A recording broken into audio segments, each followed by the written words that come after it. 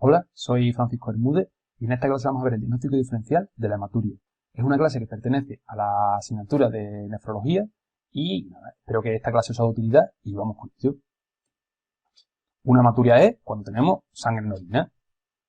Y cuando en el MIR o en un simulacro nos ponen el enunciado de una pregunta que existe hematuria o nos describen una hematuria, ¿qué nos debemos de preguntar? Pues lo primero que nos debemos de preguntar es si es una hematuria o en realidad es una falsa hematuria. Y otra cosa que nos debemos de preguntar para orientar el diagnóstico es si la hematuria, cuando ya la hemos confirmado, es de origen nefrológico o es de origen urológico. Primero puntualizar que podemos tener tanto microhematuria como macrohematuria. Y esto en realidad no nos cambia en nada el manejo, porque si tenemos hematuria, pero es diferente la forma en que la encontramos, ya que la macrohematuria suele ser el motivo de consulta del paciente porque es muy llamativa y sin embargo la microhematuria suele ser un hallazgo casual, algo que puede haber estado ahí mucho tiempo y hasta que no hacemos un análisis rutinario o vemos otros datos de afectación renal o de daño en la vía urinaria, no la estudiamos y no la encontramos. Vamos con hematuria o falsa hematuria. ¿Qué es la falsa hematuria? Pues cuando tenemos datos de que existe hematuria, como que tenemos una orina rojiza y parece que hay sangre, pero en realidad no hay. ¿Cuándo consideramos que de verdad hay hematuria? Cuando hay hematíes en orina. Y es que hay muchas sustancias que nos pueden dar este tono rojizo en la orina, pero que en realidad no se consideran hematuria porque no hay hematíes en orina.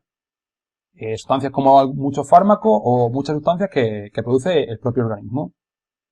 E incluso hay algunas sustancias que nos pueden dar positivo en la tira reactiva de orina y sin embargo no constituir hematuria. ¿Por qué? Porque la tira reactiva de orina solo detecta hemoglobina, no detecta los hematíes.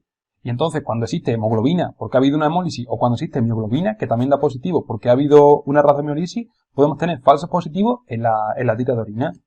¿Cómo confirmamos entonces que existe una hematuria de verdad? Viendo al microscopio óptico el sedimento urinario. Y también es útil esto porque algunas veces la microhematuria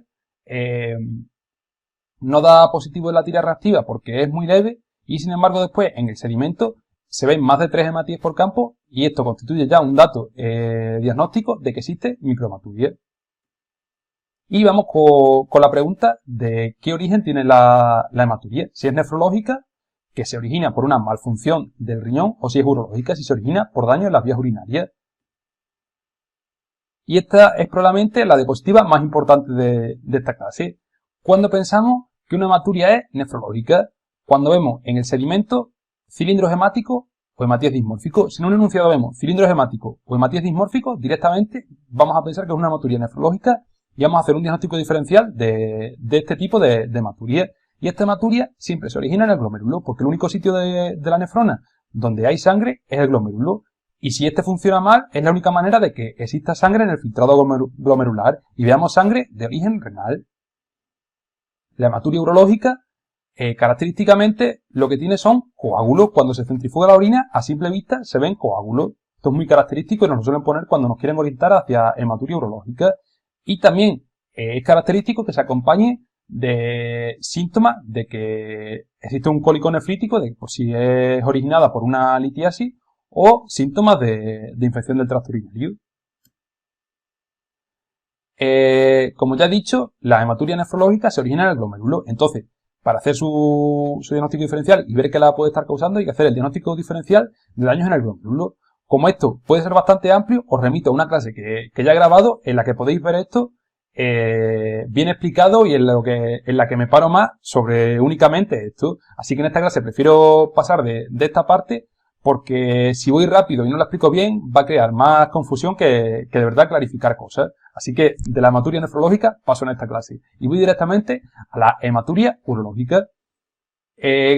Inicialmente la hematuria urológica la podemos despistar únicamente con pedirle al paciente que orine en varios botes. ¿Por qué? Porque si, por ejemplo, el primer bote tiene orina muy rojiza, pero el resto de botes se van aclarando, eso nos quiere decir que muy probablemente el origen de la hematuria esté en la uretra, porque si la orina pasa al principio, limpia toda la sangre que hay y ya no queda sangre, en lo siguiente, en el resto de la misión, ya no va a salir orina manchada de sangre. Cuando esto sucede al contrario y la orina está, la hematuria está al final de la micción, nos va a orientar a que el origen de la hematuria va a estar en la vejiga, que la lesión va a estar en la vejiga. Y esto es porque cuando la vejiga produce sangre, esta se va a ir al fondo y la orina que se va a llenar de sangre va a ser la última que salga en la micción, la que está en el fondo. Y cuando tenemos hematuria en todos los botes, una hematuria homogénea, esto nos va a indicar que la hematuria va a estar originada en las vías urinarias superiores. Y si esta hematuria tuviese hematías dismórficos y cilindros hemáticos, pues pensaríamos en una hematuria nefrológica, pero como ya estamos en la hematuria urológica, ya tenemos claro que esto no es.